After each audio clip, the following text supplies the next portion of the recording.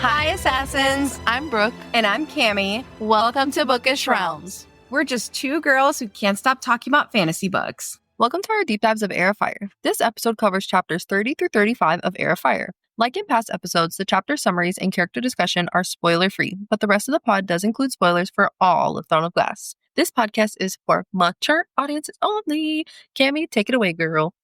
Let's get into some chapter summaries. As a reminder, this is a non-spoiler section where we summarize the chapters we'll cover in this episode. So if you haven't read the entire series, but you have read chapters 30 through 35 of Heir of Fire, you can listen to this section. Chapter 30. We pick up right where we left off. Kale, Adion, and Ren are literally running for their lives after Ren was attacked. So what do? They hide out in an opium den. Eventually, Murtaugh meets them and drops his theory about magic. Magic didn't just vanish randomly. It was erased by a spell sent from 3 specific locations across Otterland. Chapter 31. Meanwhile, Manon is still trying to bond with her wyvern, Abraxos. She tries to feed him some lamb that was raised in the Fairing Gap, specifically for the wyvern. But he's like, no thanks, that tastes icky. So what does Manon do? She goes out and hunts him a fresh goat. And then it's the moment we've been waiting for. Manon and Abraxos finally take to the skies together. Their first flight is full of power and freedom, and honestly, it's pretty emotional. After that, Manon announces her plan to whip the 13 into shape and win the war games. Our hot, scary witch is in wing leader mode. And speaking of wing leader, we have to plug our friends over at Pots and Plots. They sent us some of their wing leader coffee blend, and we are obsessed. Coffee keeps us and this podcast running, and we're loving this blend. It is definitely Manon approved. We'll have their info linked in the show notes so you can go and give them some love. And now back to it. Chapter 33. Back in Mistward, Celaena's training with Rowan continues, and things are starting to thaw between them. Just a little. One night, she asks Emrys for stories about Maeve and the old Fae Queens, and we get some juicy lore. Then, Gabriel shows up. He's one of Rowan's old warrior bros, and Celaena watches Rowan give him a tattoo. Chapter 34. Rowan decides it's time for another trial. He takes Celaena to a frozen cave where he's left poor Luca stranded on the ice. Celaena has to save him using her magic. She manages to get him out, but then notices a massive, terrifying eye beneath the ice. Chapter 35. Surprise! There's a monster under the lake, because of course there is. Rowan throws Celaena a weapon that was abandoned in this cave. It's a sword with a ruby hilt, and a mysterious ring falls from its scabbard. She stabs the monster, they escape, and back at Mistward, Emrys tells the legend of the ancient warrior the sword once belonged to. Later, Rowan finally opens up. He tells Celaena he lost his mate centuries ago, and has been carrying the guilt ever since. Celaena, who is still grieving Nehemia, understands that pain. So the two of them make a promise. They'll try to heal together. Welcome to Character Discussion. Here we'll do a quick recap of the characters from this set of chapters.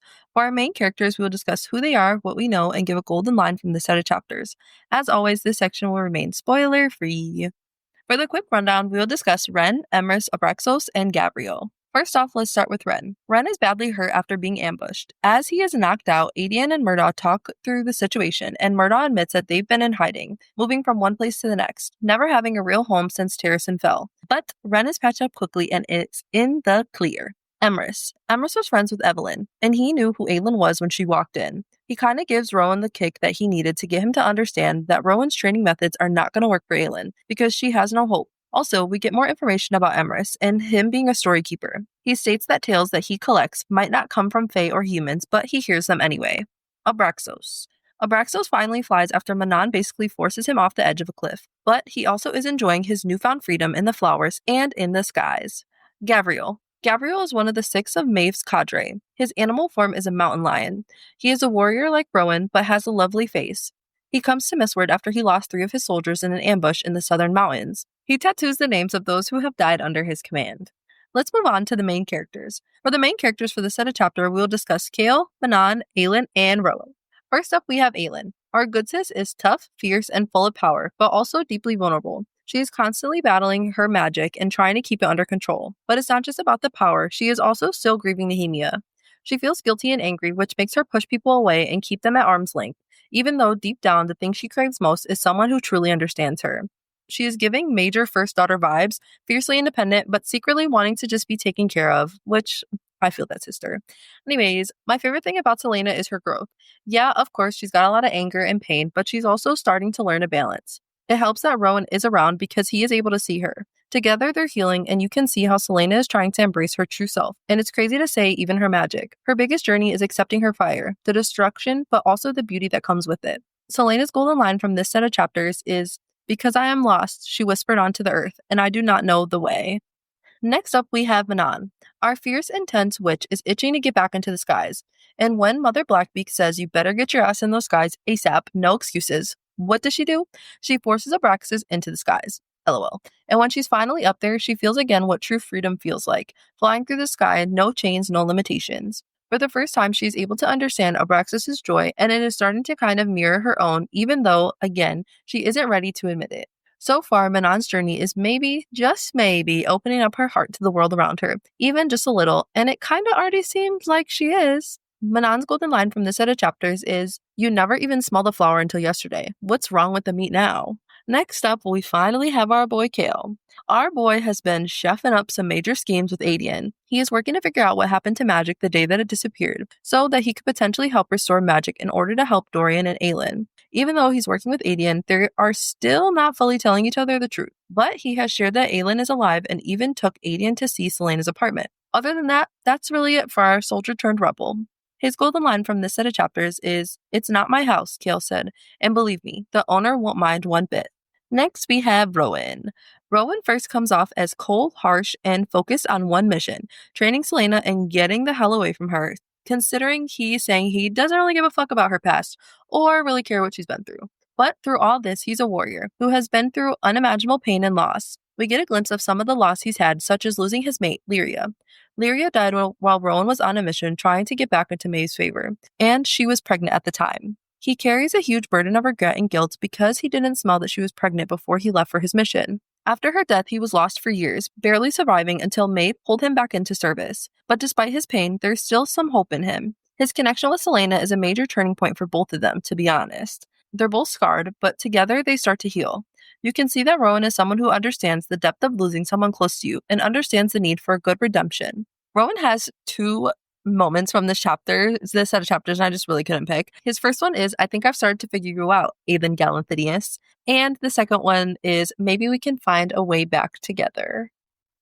Let's explore this world. Here we cover the main world building elements that come up in chapters 30 through 35. For today, this section is not spoiler free, so if you haven't finished the entire series, please do not continue, but please come back when you have.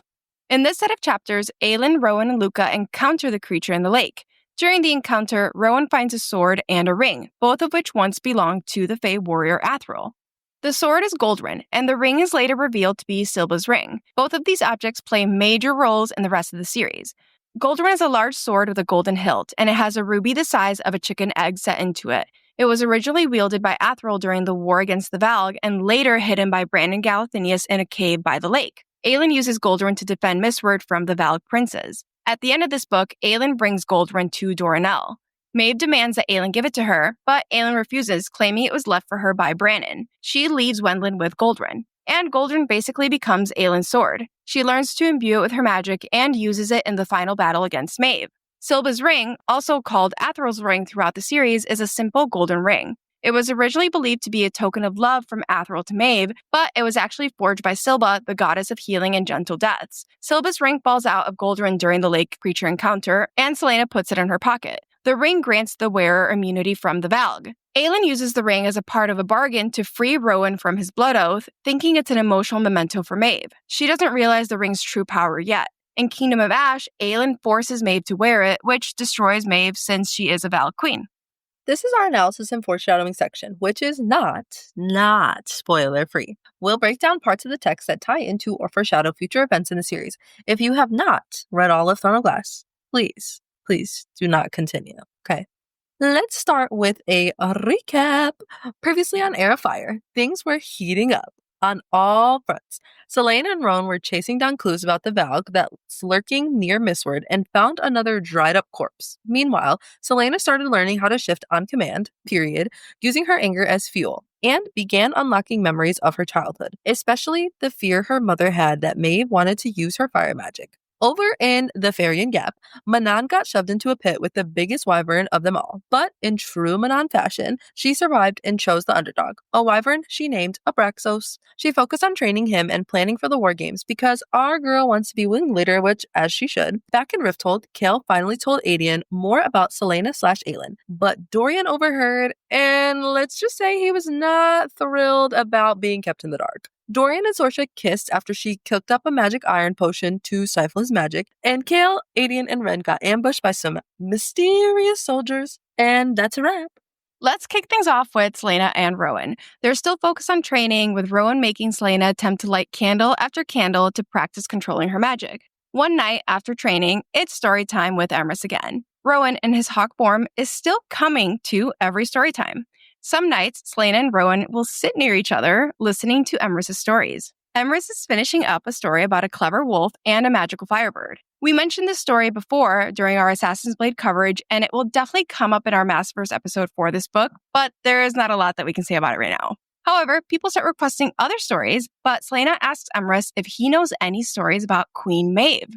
This silences the entire room because everyone's scared of her, but Emrys doesn't hesitate and asks which one she'd like to hear. Selena requests to hear the earliest ones that Emrys knows. This isn't some random request. Of course it's not, because our girl always has a plan. Cool. If she was going to face her aunt again, perhaps she should start learning as much as she could. Emrys might know stories that hadn't reached the shores of her own lands. If the stories about those things have been true, if the immortal stags were real, perhaps she could glean something vital here. Let's just say Selena needs to have a plan, and she's about to craft the plan. She needs the information in order to craft one. And as a storykeeper, Emrys is the best place to go because he knows everything. He's got the tea, he's got the scoop, he's got everything you want to know.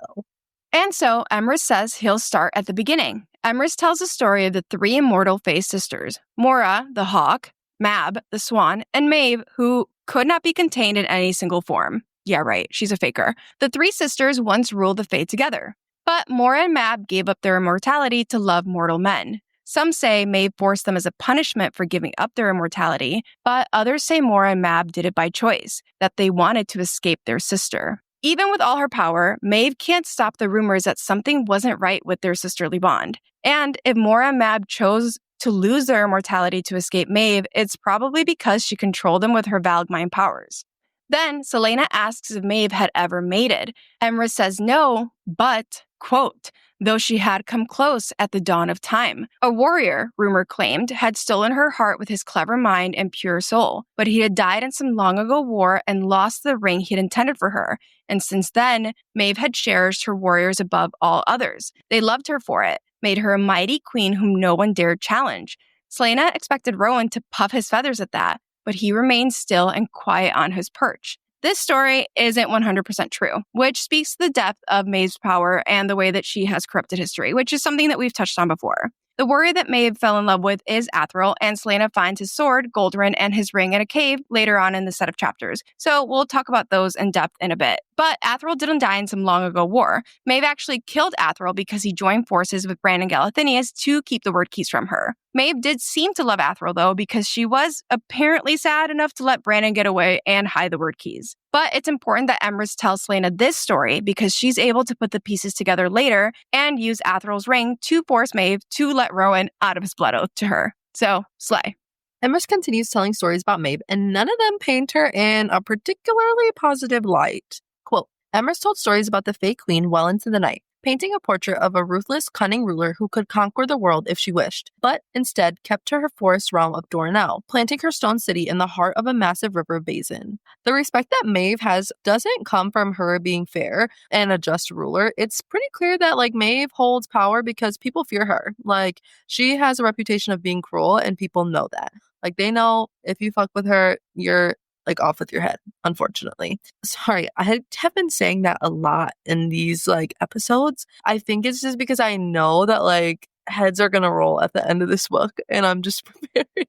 Maeve could conquer the world with her power, but for some odd reason, she stays in Doranel, in her stone city next to a river, which is interesting because why would a ruthless, cunning ruler who could take over the world stay holed up and kept to herself? That just doesn't make any sense. But by the end of this book, Selena figured out that Maeve set up Dornell to be fireproof because she fears the fire power that runs through Mala's line.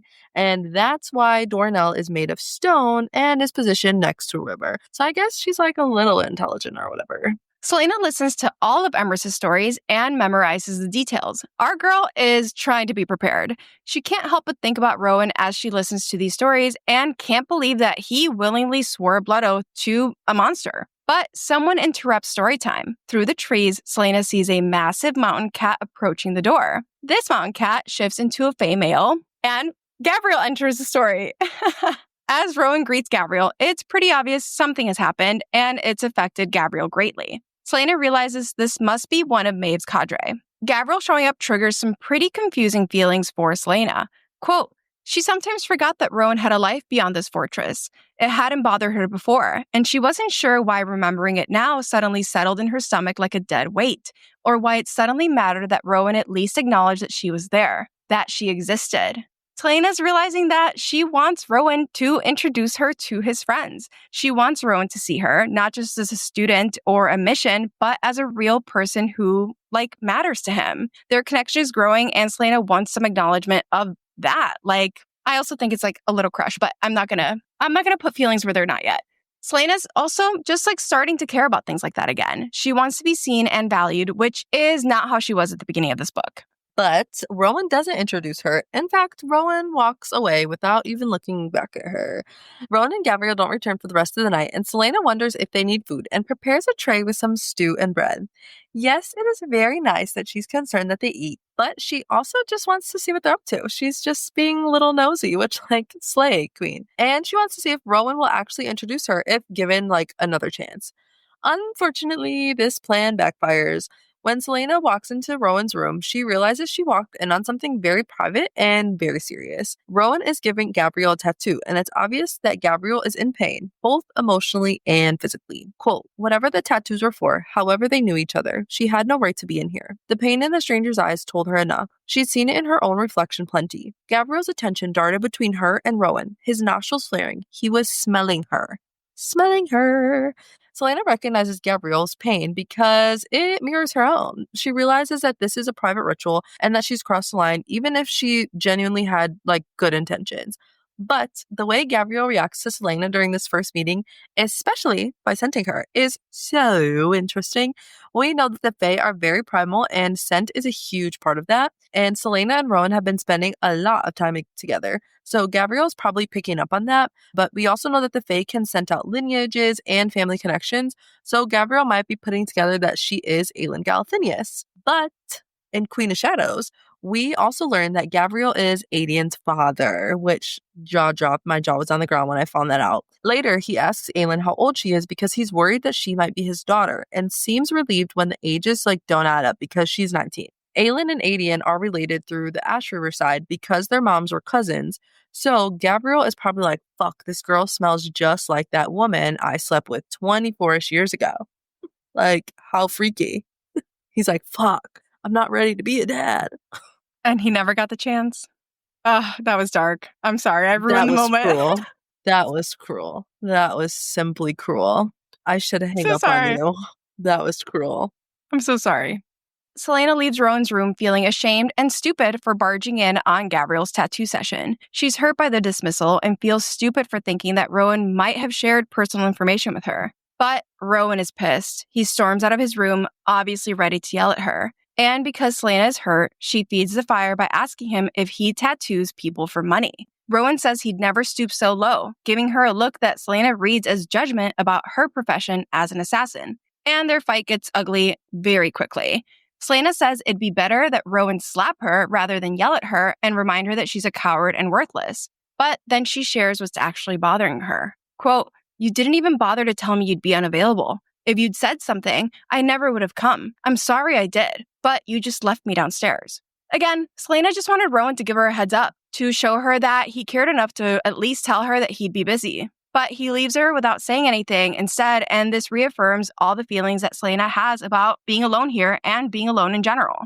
Selena pauses for a second, feeling panicked and upset, and then she repeats, you left me. I have no one left. No one. As she says this, internally she thinks she hadn't realized how much she meant it, how much she needed it to be true, until now. And let's be real, Selena has lost everyone at this point. She's lost Sam, Nehemia, Kale, her family, fuck it, even Arabin. Fuck him. She came to Wendelin with one mission, but it's in her nature to seek out connections. Even with all of their issues, Rowan is the only person she really connected with at Mistward. And it kills her that it seems like he just doesn't give a fuck. Later, when they talk through this fight, we learn that Selena is saying "you left me" majorly triggers Rowan, who carries the guilt of leaving his quote unquote mate Lyria alone. Because we all know that they weren't actually fucking mates. But yeah. Which is why Rowan says some pretty fucked up shit in response to Selena. Quote, "There is nothing that I can give you, nothing I want to give you. You are not owed an explanation for what I do outside of training. I don't care what you have been through or what you want to do with your life. The sooner you can sort out your whining and self-pity, the sooner I can be rid of you. You are nothing to me, and I do not care." Is this an L for Rowan? Yes. Even if he's triggered in this moment, this is an L for Rowan. This is mean and nasty, and he knew what he was doing. In the context of this entire story, though, we know that this is a trauma response from Rowan. He is terrified of the way that he's beginning to care about Selena/Aelin, and so he's trying to convince her and himself that all of it means nothing. This also directly parallels what Rowan says to Aelin in Empire of Storms. Here, in this moment, he tells her, "There's nothing I can give you, nothing I want to give you." But in Empire of Storms, he tells her, "I love you. There is no limit to what I can give to you, no time I need. Even when this world is a forgotten whisper of dust between the stars, I will love you."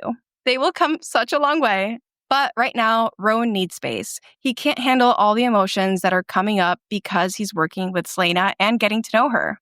Selena is deeply hurt by Rowan's words. They bring her back to how she felt at the beginning of the book, numb and empty, which at this point she's come a long way, and we're taking steps backwards, unfortunately. Quote, "She didn't know why it happened because she hadn't been so dead set on hating him. But it would have been nice, she supposed. It would have been nice to have one person who knew the absolute truth about her and didn't hate her for it. It would have been really, really nice." She walked away without another word. With each step she took back to her room, that flickering light inside of her guttered and went out. When I read this, let me just tell you, I was very upset. Because Selena admits that she actually did start to care for Rowan despite wanting to actually hate him. And that care and connection comes from the fact that Selena's been able to share parts of herself with Rowan that she hasn't been able to share with anyone else for the past 10 years. Could you imagine not being able to be yourself for 10 whole years and then you finally think you have connection with someone? She's shown Rowan her faith form, her firepower, and has let him see her anger that she carries inside of her. And Rowan knows the truth about who and what she is. And until this fight, it seemed like they were finally starting to find some common ground. Selena let Rowan see so much of who she is, but she doesn't realize that Rowan is afraid too at this point. The light inside of her goes out, and that's the light that she promised Nehemia she wouldn't let go out, that she'd keep the hope and keep her promise. Ugh. The next morning, Selena is still feeling numb and alone. She enters the kitchen where Emrys is holding a present from Malachi. The present is a knife, and it instantly triggers Selena. Quote, "It was a joke. The gods had to be playing a joke, or they just truly, truly hated her." The hilt was engraved with lotus blossoms, a ripple of lapis lazuli edging the bottom like a river wave. Emrys was smiling, eyes bright. But that knife, the gold polished and bright. "I got it from a merchant from the southern continent," Malachi said from the table, his satisfied tone enough to tell her that he was beaming. "It came all the way from Eelway." This is the last thing that Selena needed. This knife reminds Selena of Nehemia because Nehemia wore similar weapons and she always smelled of lotus blossoms. And Malachi's confirmation that it's from Eelway is just the cherry on top. It's the last thing Selena needs when she already feels like she's failing Nehemia by letting the light inside of her go out. And every time Selena references the gods, it gives us the shivers. We wouldn't go as far as to say the gods hate her, but the gods have their own agenda when it comes to her. It's interesting that she references them here when looking at the knife that reminds her of Nehemia, who purposely sent her on this journey where Aelin will discover just what the gods expected her to do. But there is no turning back. Because of her fight with Rowan, because of the knife, because of everything that's built up inside of her, Selena snaps. She tells Emrys she doesn't care. Luca tells her not to be rude, but Selena can't stop herself. Quote, "I do not care about you," she hissed to Emrys and Malachi and Luca. "I do not care about your knife. I do not care about your stories or your little kingdom." She pinned Emrys with a stare. Luca and Malachi were across the room in an instant, stepping in front of the old man, teeth bared. Good. They should feel threatened. So leave me alone. Keep your goddamn lives to yourself and leave me alone. This is just a cycle of hurt repeating itself. Rowan hurt Selena, and now Selena is hurting Emrys. She doesn't know what to do with all of these emotions, and they just kind of like explode out of her. She's bottled them up, kept them down, and now it's all coming out at once. She needs to distance herself from all of them because they remind her of what she's lost. It's not just about the knife, it's the little found family like that they've created and the stories and the shared history that they have. She can't stomach any of it right now, and so she chooses to repeat the cycle. We've said it before, but hurt people, and we see that so clearly with Rowan and Selena in these set of chapters. Emrys looks at Selena, and his eyes are full of tears and sorrow. Luca and Malachi are standing between them, protecting Emrys. Selena walks away, letting out a dead laugh as she leaves. And then we get our very first Rowan POV. SJM placed Rowan's first POV here very intentionally because his connection with Selena is about to deepen. He's about to open up to her, and after that, there is no turning back. This POV shift also happens right before the end of the first section, Heir of Ash, which sets the stage for the next part of the book, Heir of Fire. But Rowan enters the kitchen, where Emrys is at the table looking upset. Rowan is glad Selena isn't there because he knows he has to face what he said to her the night before.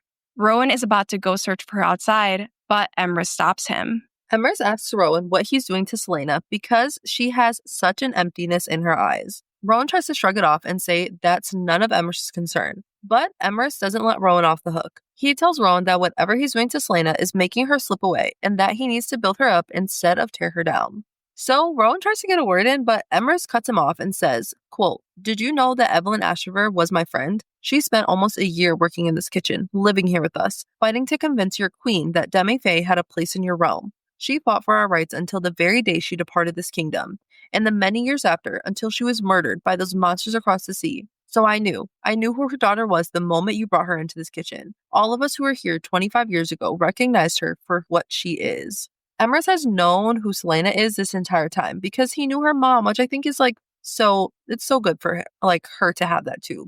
And what Emrys shares gives us more context about why Aelin is the way she is and the legacy/impact her mom left behind. Evelyn fought for the rights of the oppressed, including the Demi-Fae, until the day she died. And Aelin continues that legacy in her own way. We see that when she frees the slaves in Assassin's Blade, and when she helps a fellow champion in Throne of Glass, when she doesn't kill the king's targets in Crown of Midnight. Emrys doesn't know all of those things about Selena, but he knows that Evelyn's spirit lives on in Selena some way, somehow. Bro, that part had me I don't know why, it really got me. Him saying I knew her mom, that shit really fucking got me. I don't know why, it just almost got me again. But okay.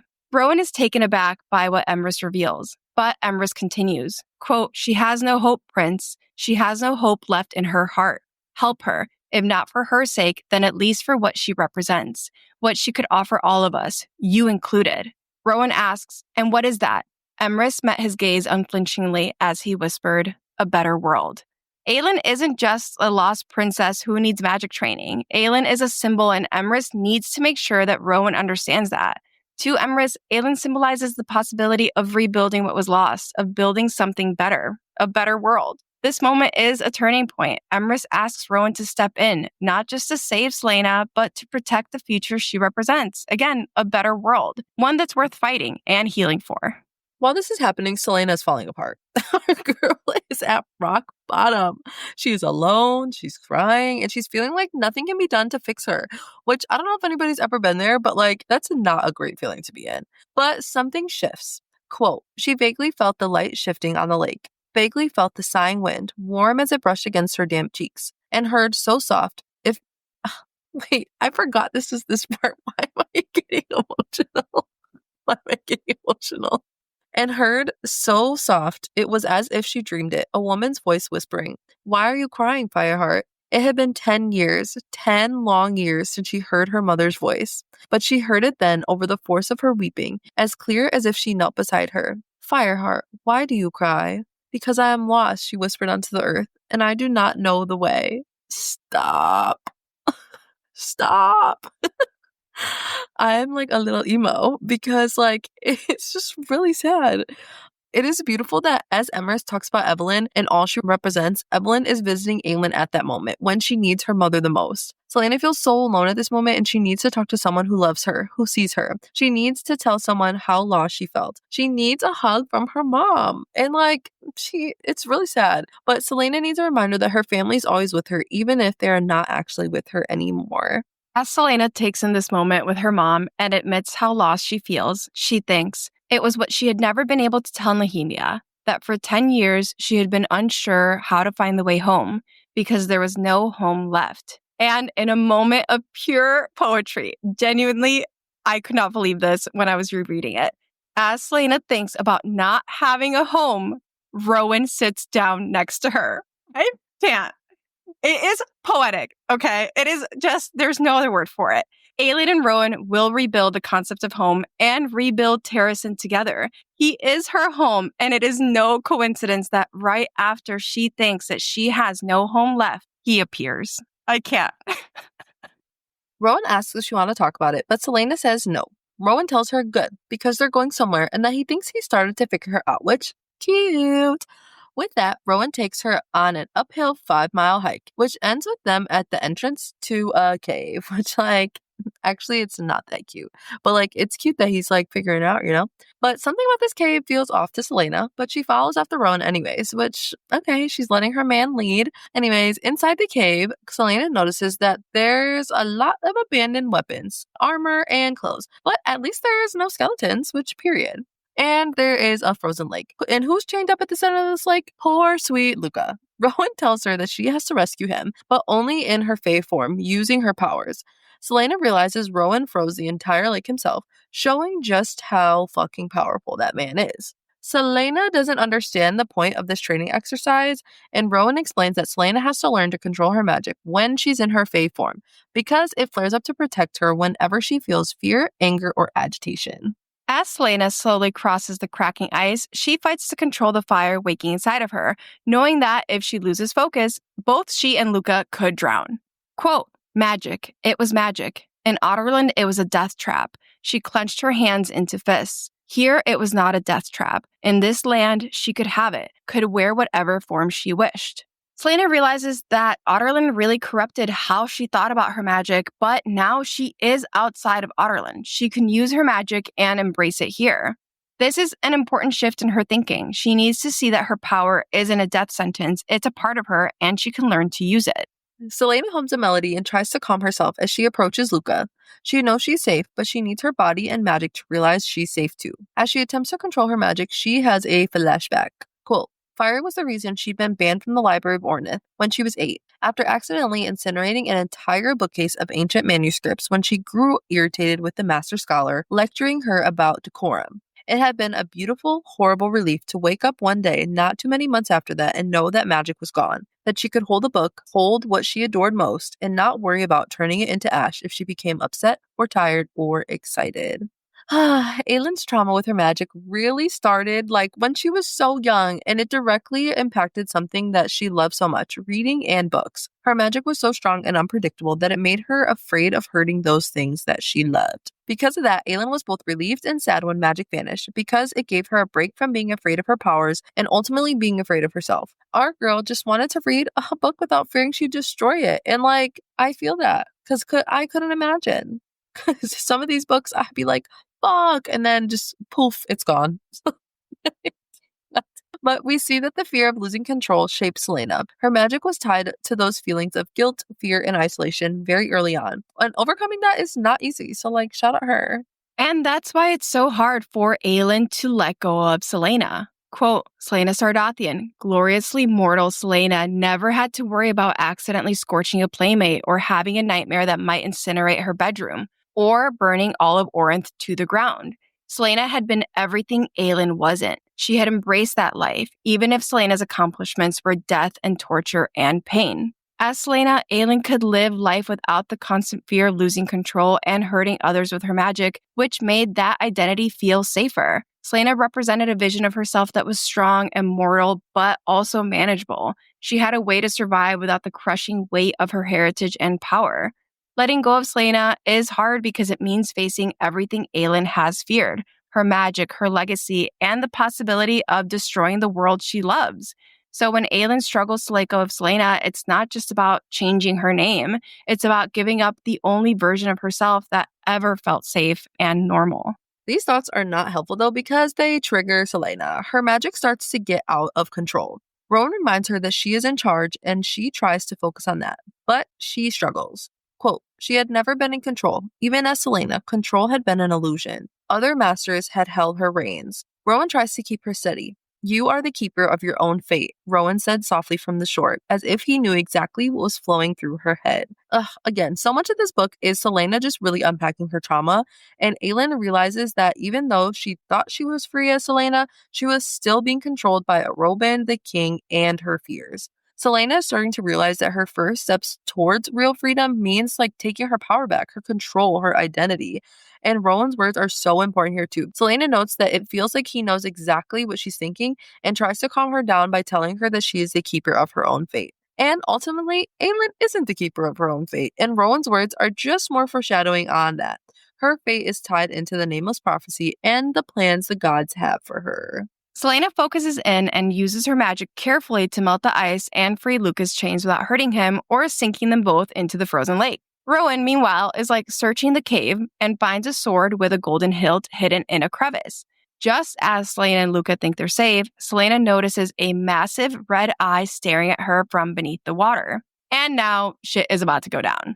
Quote, she swallowed her shout as a scaled, massive head stared up at her.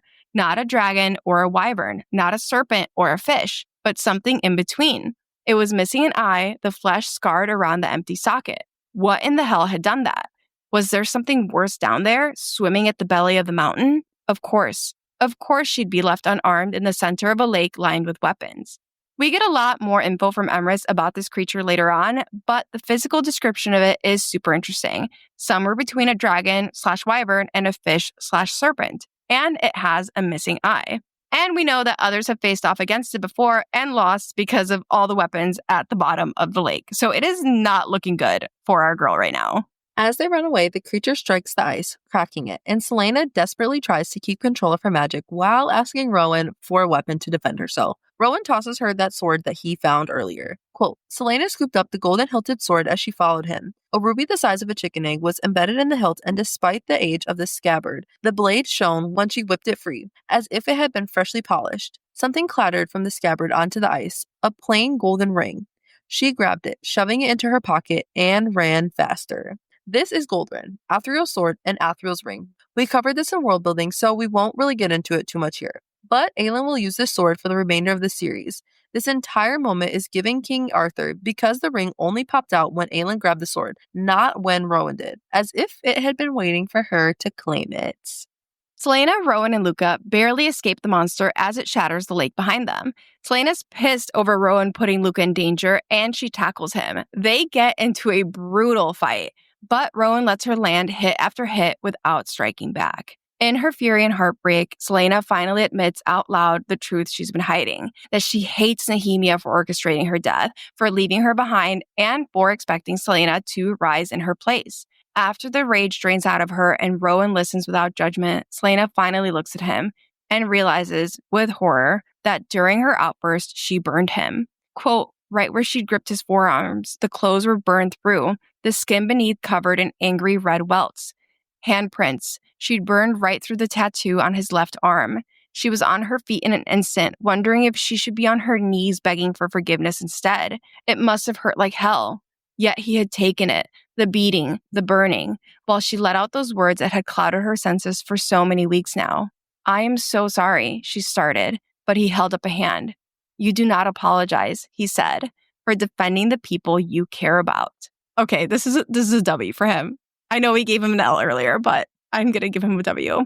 Despite Selena accidentally hurting him, Rowan took the pain. He is willing to endure her anger and grief without judgment because he knows that it's what she needs. She needed to let that out because it was consuming her. She couldn't think about anything else. She couldn't focus on training. Instead of blaming her, Rowan tells her not to apologize for defending the people she loves, which again, Selena needed to hear. Loyalty and rage for others are a strength of hers, not a weakness.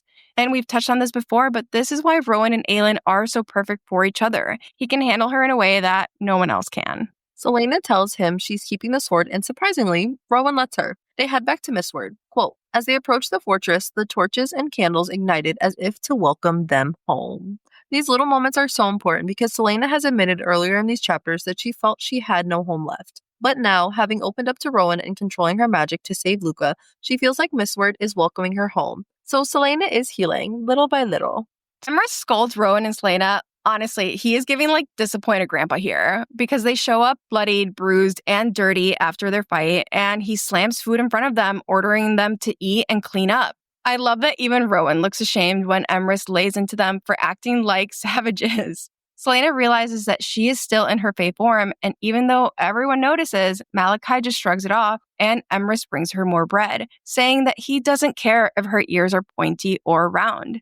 Emrys jokes that he's just happy Selena got in a few punches this time, and for the first time in a long while, Selena feels herself starting to smile. But Selena has to apologize for what she said to Emrys about his new knife. Quote, and that was when Selena walked to the old man and got on her knees. She apologized profusely to Emrys, to Luca, to Malachi. Apologized because they deserved it.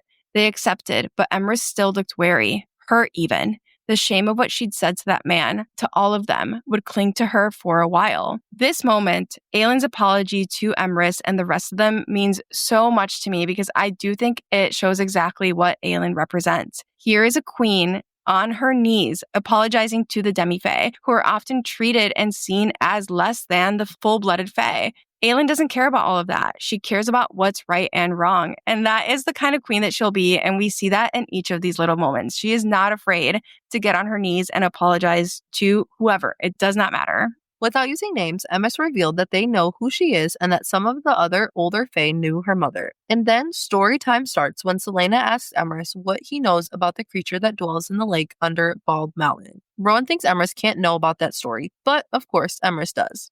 Emrys shares a story he once heard about a traveler who camped by a lake near the Bald Mountain and saw something massive and terrifying swimming just beyond the firelight, bigger than any beast he'd ever seen. Quote, what the fool learned that night was this. The creature was almost as old as the mountain itself. It claimed to have been born in another world, but had slipped into this one when the gods were looking somewhere else. It had preyed upon Fae and humans until a mighty Fae warrior challenged it. And before the warrior was through, he carved one of the creature's eyes out, for spite or sport, and cursed the beast so that as long as the mountain stood, the creature would be forced to live beneath it. Guys, we are going to try not to spiral about this during this section, but more so, Cami is going to try her best not to spiral about this, but we promise that Cami will tell you all about it in our Masterverse episode, okay? Anyways, so this creature under the lake is from another world and came into this one when the gods weren't looking. It's old, but not as old as the mountain. The Fae warrior who challenged and trapped this creature was Athriel. Brandon Galathinius left Athriel's sword, Goldrin, and his ring in the cave, possibly as a reminder of who managed to trap the creature.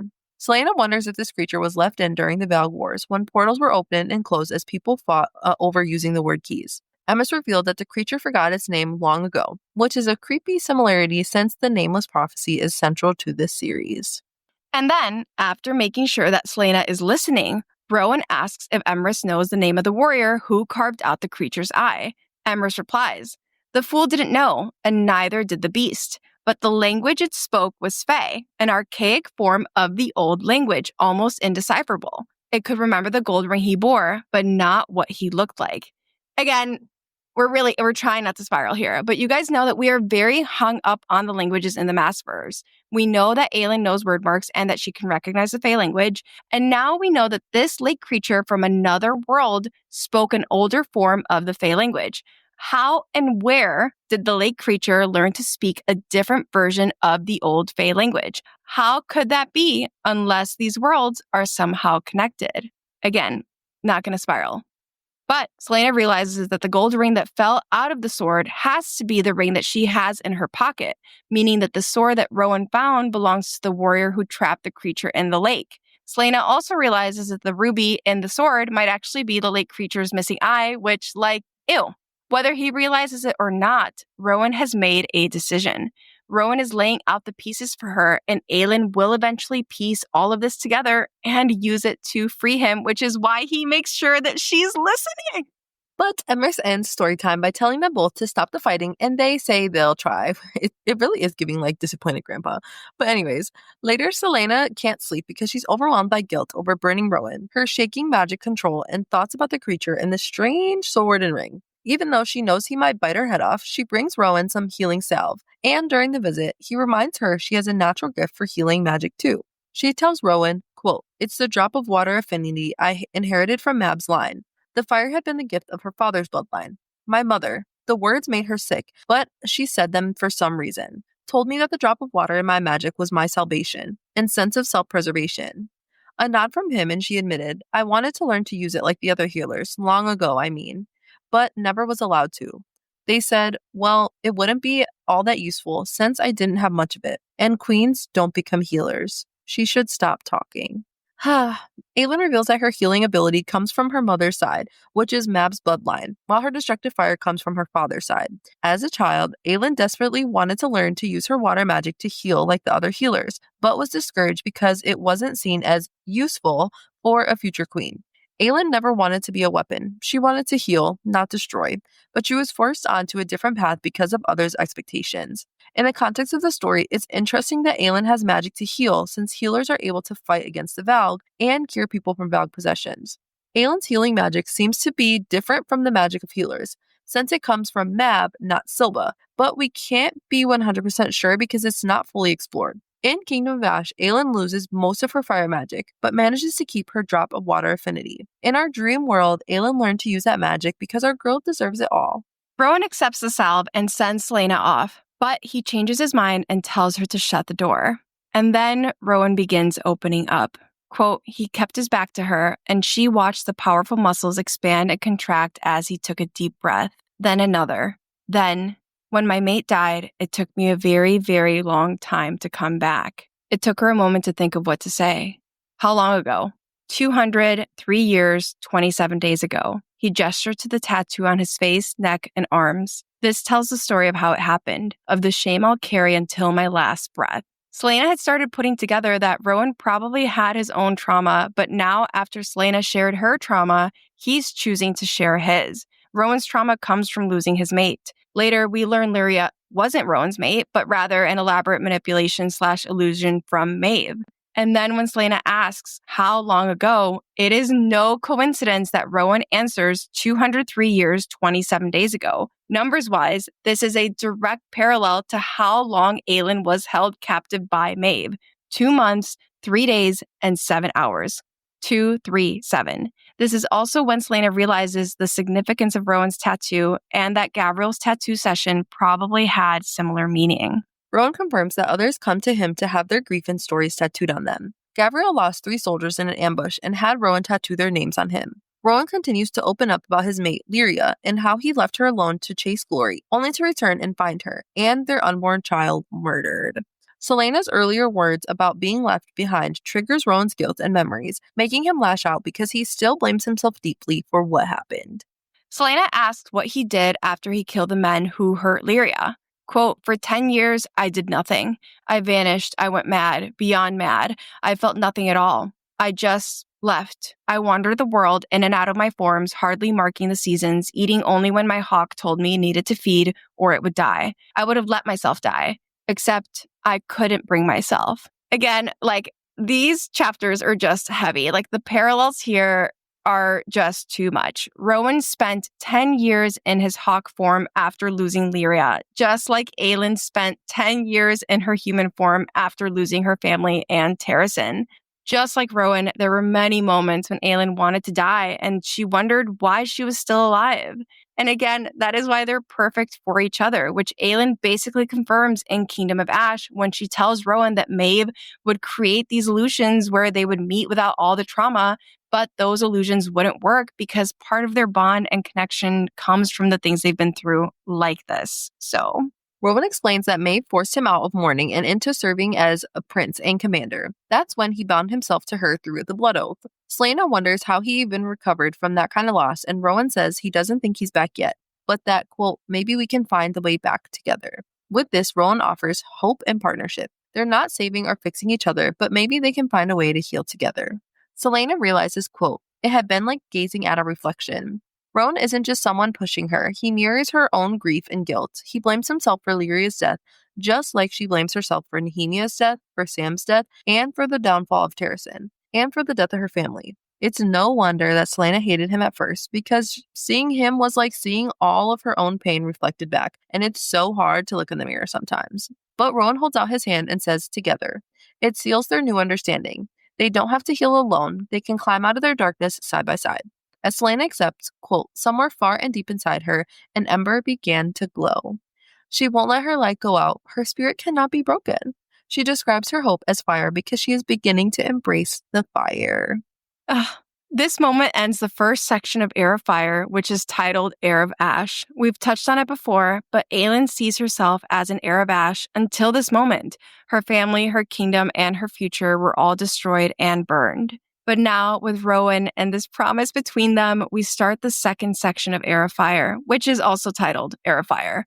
The ember that glows is symbolic of her healing, of her acceptance of her magic, her title, her identity. Rowan and Aelin will walk their way out of their ashes and into the fire. We are about to see Aelin Ashriver Galathinius, fire-breathing bitch queen, emerge from the ashes. And now to the witches. Manon tries to reward Abraxas with fresh meat after training, but he refuses it and instead happily sniffs the wildflowers poking through the snow. Turns out Abraxas likes flowers. Frustrated, Manon tries to eat the meat herself to prove a point, only to immediately spit it out in disgust. Quote, she sniffed at the meat. It wasn't rancid, but like the men here, it tasted off. The sheep were raised inside the mountain, so maybe it was something in the water? As soon as she got back, she'd give the 13 the order to not touch the men, not until she knew what the hell was making them taste and smell that way. Again, both Manon and Abraxos can tell something is off here. They're both sensitive to the effect of the Valk experiments. Manon can smell and taste it in the men, and now even in the animals raised in the mountain taste bad, which I think is very interesting. In Queen of Shadows, we get some confirmation that this has to do with Manon's gold eyes and possible Val King lineage because the witches with gold in their eyes were unaffected when Roland, who was inhabited by the Valk, came in. Manon needs to feed Abraxas, though, so she climbs a cliff, wrestles a goat, and ends up covered in shit and blood just to get him some fresh food. Abraxos happily devours the goat and then goes right back to sniffing wildflowers like nothing happened. Covered in filth and freezing, Manon struggles to drag Abraxos back to the Northern Fang. Quote, for some reason, she hadn't been able to stop thinking about his reluctance, the way he looked at her with a mute plea. She didn't pity him because she pitied nothing, but she couldn't stop thinking about it. Manon can tell that Abraxos didn't want to go back, and it sticks with her. Whenever emotions like this come up, Manon tries to convince herself that she's soulless and she has no heart, which is far from the truth. But she is ignoring her intuition here that something is off, and Abraxos was trying to warn her. Manon's grandmother demands that Manon and her 13 get airborne immediately, or not bother to come back. Manon knows she's running out of time. Training Abraxos is like training a stubborn puppy. He refuses to fly, ignores her commands, and lounges around sniffing flowers while she is struggling. Desperate, Manon forces her way into the saddle, but Abraxos panics, and before she knows it, they are falling off the wrong side of the cliff. As Manon and Abraxos plummet towards the rocks and river below, she desperately clings to the saddle and screams for him to open his wings. At the last possible second, Abraxos listens, catching an updrift and soaring into the sky. They're flying together. You know that song from High School Musical? Soaring, we're flying. There's not a star in heaven that we can't reach. I hope you're not listening to this in the car, anybody, because we just busted out your windows. I am tone deaf. Me too. But, quote, and the cry that Abraxos let out as they entered the Hall of Clouds as he leveled out and caught a lightning-fast current, carving a pathway through it. She had not understood what it had been like for him to live his entire life underground, chained and beaten and crippled, until she heard that noise of undiluted, unyielding joy, until she echoed it, tipping her head back to the clouds around them. Manon realizes for the first time how much Abraxos has suffered living underground, chained and abused. Abraxos' cry shows that he craved freedom and life and flight. He was kept in chains like an animal in captivity. Manon joins his cry, showing that she is also beginning to understand the true freedom for herself. And Manon can't admit it, but she feels something in this moment. Abraxos keeps flying, and Manon just can't hold it in anymore. Quote, and Manon, because no one was watching, because she did not care, flung out her arms as well and savored the free fall, the wind now a song in her ears, in her shriveled heart. Oh, I love that it says that it's because no one can hear. But Manon lost the ability to fly and feel the wind for 10 years, and now she's in the air with Abraxos, who, again, was a controversial choice for a mount. Manon wasn't even sure that Abraxos would be able to fly. This moment is a mix of all of those things and emotions. And again, just like any time that Manon feels emotions, she has to point out her quote unquote shriveled heart. That heart is not shriveled, girl. Like, you have so many feelings. Back at the Omega, Manon organizes secret morning training sessions with her 13, determined to teach them to fly together. Quote, I want us in close quarters. I don't care what the men say about keeping them out separate. Let the wyverns sort out their dominus. Let them squabble. But they are going to fly, tight as armor. There will be no gaps and no room for attitude or territorial horseshit. We fly this canyon together or we don't fly at all. I love that without realizing it, Manon is training them like a family. She literally is fostering an environment of togetherness. And Manon can't see it yet, but the 13 can. It's part of the reason that they respect her so much. They train together, they fly together, and ultimately, the 13 yield together. And with that, Manon and Abraxos prepared to lead the way. Quote, she looked at each of the witches and their mounts in the eye. Abraxos, to her surprise, did the same. What he lacked in size, he made up for in sheer will, speed, and dexterity. He sensed currents even before Manon did. Again, like Manon and Abraxos lead together. They are bonding and trusting each other. And again, Abraxos is proving himself. He might not be the biggest or the strongest, but his willpower, speed, and instinct for the wind currents makes him a powerful and worthy mount for Manon. And for now, we leave our witches to their training. Let's close it out with what's going on in Rifthold. We only have one Rifthold chapter in this section, so we close out last episode with Kale and Adian taking care of an injured, bleeding Bren. So Kale, Adian, and Ren hide out in an opium den, pretending to be drugged while the king's secret soldiers search for them. With the madam's help, they pull off a convincing act and avoid getting caught. After the king's secret soldiers leave, the madam stitches up Ren's wound, and Murdoch finds them there. Murdoch begins sharing what happened the day magic disappeared. Quote, the various waves the day magic had vanished form a rough triangle across the continent. The first line went right from Rifthold to the frozen wastes. The second went from the frozen wastes to the edge of the desert peninsula. The third line went from there back to Rifthold. A spell, they believe, had been the cause of it. These are the 3 wordstone towers that the king created to make magic disappear. We won't get into it too deep here because there will be plenty of time to delve into it, but taking down the tower in Rifthold is what allows magic to return in Queen of Shadows. Kale, Adian, and Murtaugh continue talking about the spell. They believe it can be undone, but they need eyewitnesses to confirm where the magic originated, and those areas are heavily guarded by the king's forces. The Rifthold section ends with Kale offering Murtaugh and Ren the use of Selena's hidden apartment in the slums as a safe place to stay while they plan their next moves because they admitted earlier that they have no home. Murtaugh and Ren do not know it's Aylin's apartment, but the beauty of Aylin unknowingly housing 2 of the very few remaining members of her court is almost too much for us. And next are favorite moments. These are moments in this set of chapters that we really just loved. I have 2 favorite moments in this set of chapters. The first one is when Manon is trying to feed Abraxos and he's just paying attention to the flowers instead. Quote, Manon rubbed her eyes. Is it not fresh enough? He moved to sniff some white and yellow flowers. A nightmare. This was a nightmare. You can't really like flowers. Again, those dark eyes shifted to her, blinked once. I most certainly do, he seemed to say. She splayed her arms. You never even smelled a flower until yesterday. What's wrong with the meat now? I love how Abraxos tests Manon's patience. My fiance and I adopted a puppy a few months ago, and this entire interaction has the same energy as trying to train a puppy. And I just love that Manon, the scariest witch ever, ended up with a wyvern that likes flowers. Again, it just speaks to the contrast that SJM creates with these characters. Abraxos is a Val-created creature. He's supposed to be dark and evil, but he literally just wants to smell the flowers. My second favorite moment isn't so much a moment, but the English major in me loves that the sentence that transitions us from the Heir of Ash section to the Heir of Fire section is, quote, somewhere far and deep inside her, an ember began to glow. Again, it is just pure poetry and perfection to me. That line is perfect for so many reasons. One, Nehemia told Selena not to let that light go out. Two, Aelin has fought against her fire and magic for years, but now describes her hope as an ember. And three, it's with Rowan that she feels this ember glow. It was just like a really beautiful moment for me.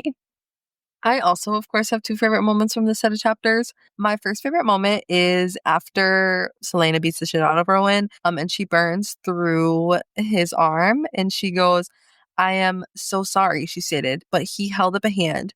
"You do not apologize," he said, "for defending the people you care about." I just think that this, like we talked about this earlier, it was just something that Selena needed to hear. And I think that, like, for so long, she just felt like she had the weight of the world on her shoulders, right? And, like, for once, she's like, okay, well, I'm actually doing something right. Because really, I feel like up until this point, she's felt like she's done nothing correct. So I don't know. I just think it's sweet. And I think, like, this also was just the start of, like, Rowan and Selena, well, Rowan and Aelin. But, anyways, my next favorite moment is when Selena and Rowan are talking and she says, How did you come back from that kind of loss? And he's like saying, like, I didn't for a long time. And then when he says, like, maybe we can find the way back together. And I'm just honestly, like, I just love it. Like, I love that, like, Rowan was like, I don't really give a shit about you. Like, I actually don't care about you or anything that you have to say. And then this, like, big warrior is just like, we can heal. We can heal together. Our childhood trauma. We got it. Like, I don't know. It's just so cute to me.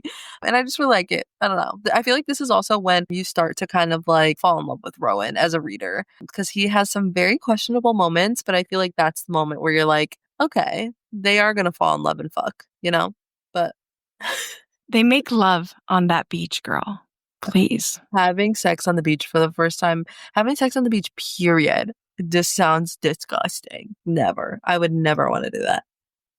I also think it's like so interesting that like basically after losing Lyria, like Rowan has kind of been the same for like so long. And I don't know if it's in this set of chapters, but like somewhere they talk about how like when you meet your mate, like it just changes you, like there's no going back. And I just think it's so funny that we learned that. And then we see that like for the first time in like literally 200 years, Rowan's like, actually, I'm going to change. Like, it's because you met your mate, babe. Like, Yeah, okay. you did.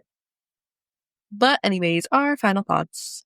I love the buildup in the set of chapters and how everyone is having some sort of like breakthrough or turning point. Aelin and Rowan begin working together, not just to like have her master her fire, but also they like are trying to find a way to heal together. Manana and Abraxos fly together for the first time. And while there isn't some shocking revelation with Kale, Adian, Ren, and Murtaugh, it is also clear that Kale has solidified his stance and role as a rebel. I also love that as Selena embraces her Ember, Kale is offering her apartment as a home to Ren and Murtaugh, who are, again, two of the very few remaining members of Terrason's court. It all feels like very serendipitous as you read it, but it was obviously a very purposeful choice made by SJM.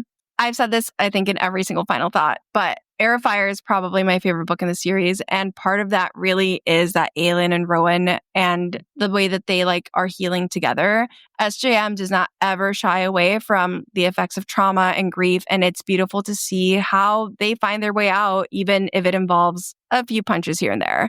I'm just really also excited to get into the second section of this book. So I agree with all of that. I feel like this set of chapters has just, there's so many emotions. Like the first mention of a better world being mentioned, Rowan and Aelin finally getting on some common ground.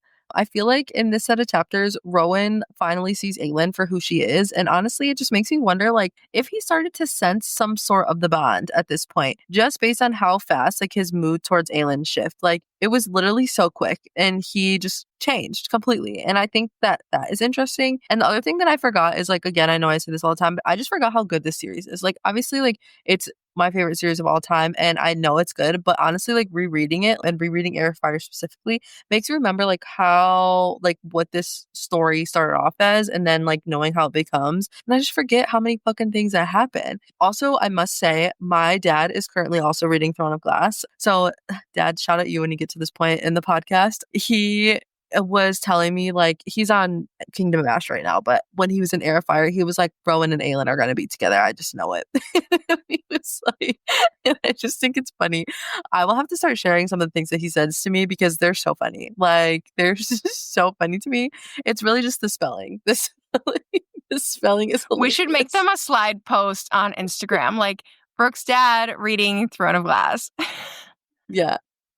Because he, like, to be fair, he is a truck driver, so he does, like, text to speech when he's driving, and, like, when it says, like, Dorian, Doreen. it says Doreen. I love that one.